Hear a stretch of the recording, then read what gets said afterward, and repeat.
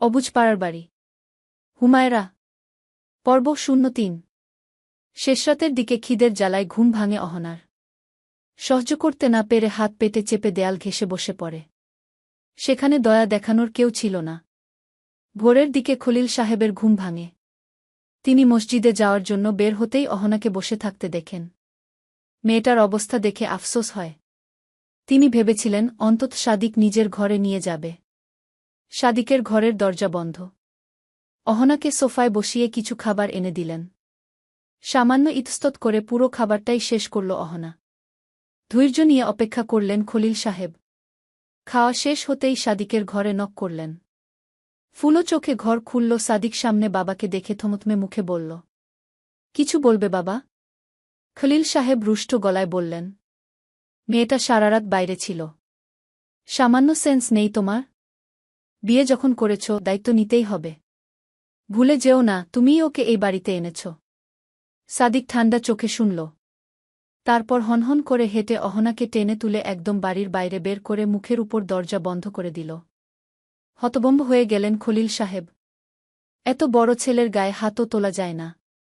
সাদিক বাবার সামনে দাঁড়িয়ে চোখে চোখ রেখে বলল, আমার দায়িত্ব শেষ।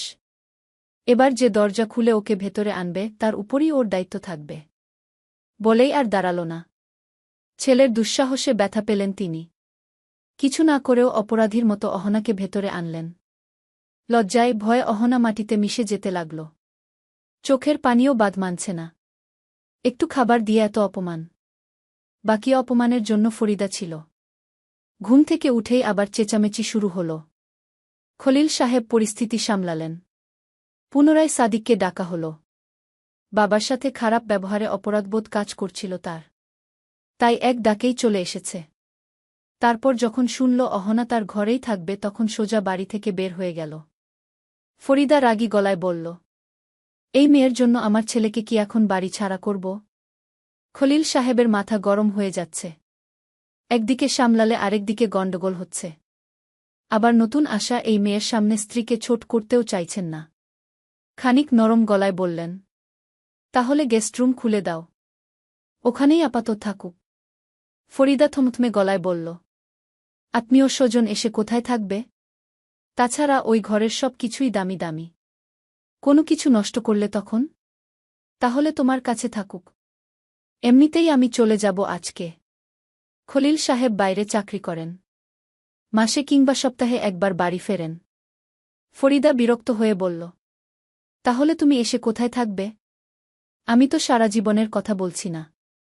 ফরিদা বিরক্ত হয়ে বলল, যা হয় হোক। যদি থাকারই হয় তাহলে স্টোর রুম ফাঁকা আছে। ছোট একটা খাটও আছে। একটা টেবিল ফ্যান দিয়ে দিলেই হয়ে যাবে।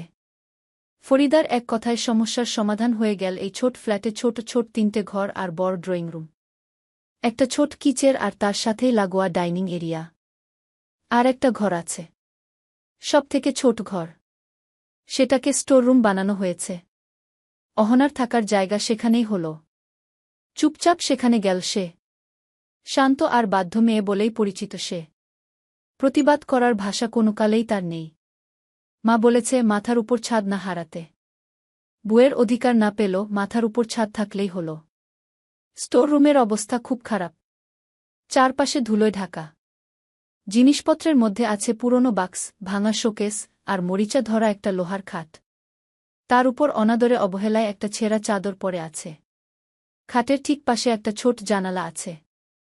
দীর্ঘদিন না খোলায় সেটাতেও মরিচা পড়ে আটকে আছে।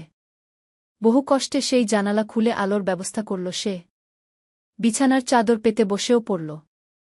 তার সবসময় নিজের ঘরের শখ ছিল। তাদের ছোট সেই বাড়িতে বাবা মা আর ভাইয়ের আলাদা ঘর ছিল।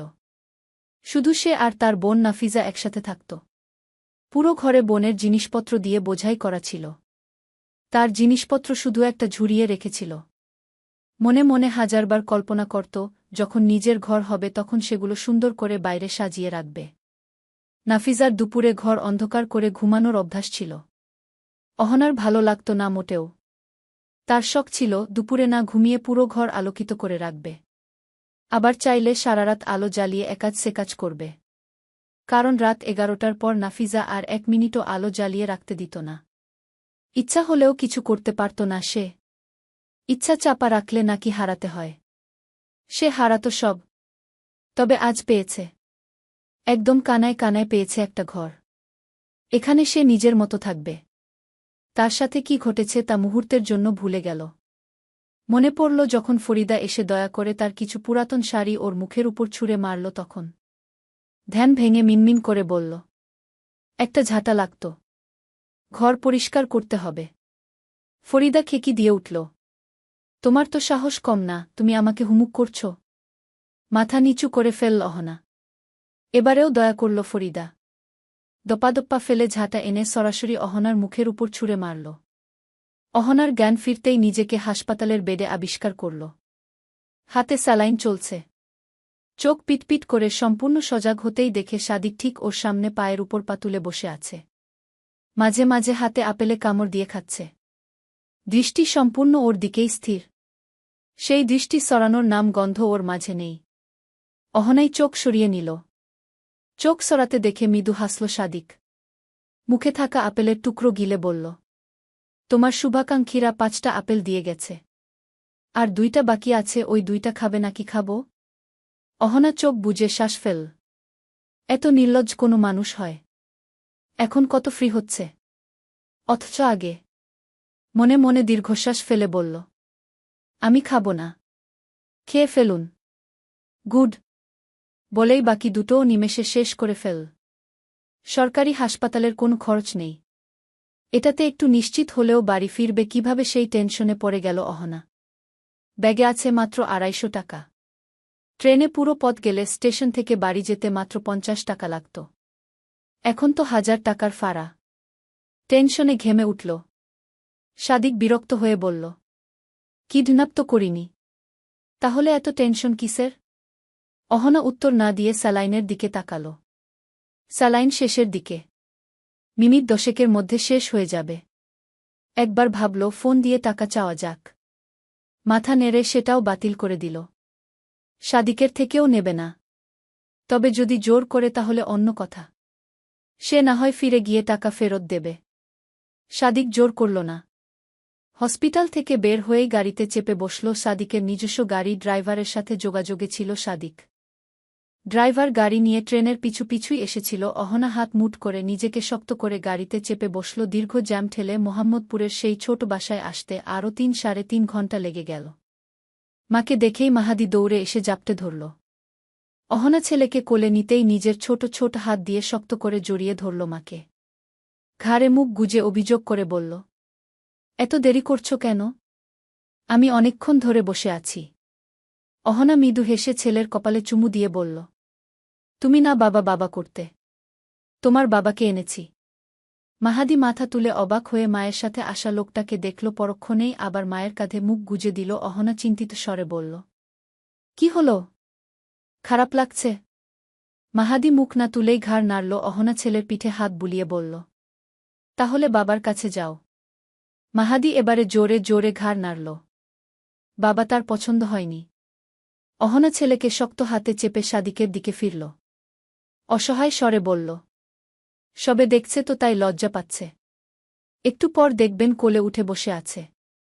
সাদিক কাঁধ নাচাল। এত বড় ছেলের বাবা হয়ে যাওয়া সহজ কথা তো না। ভালো করে মাহাদিকে দেখলও না সে, আর না মাহাদি মায়ের কাঁধ থেকে মুখ তুল। দুজনেই দুদিক থেকে মুখ ফিরিয়ে রাখল। খুব ক্লান্ত লাগছে সাদিকের।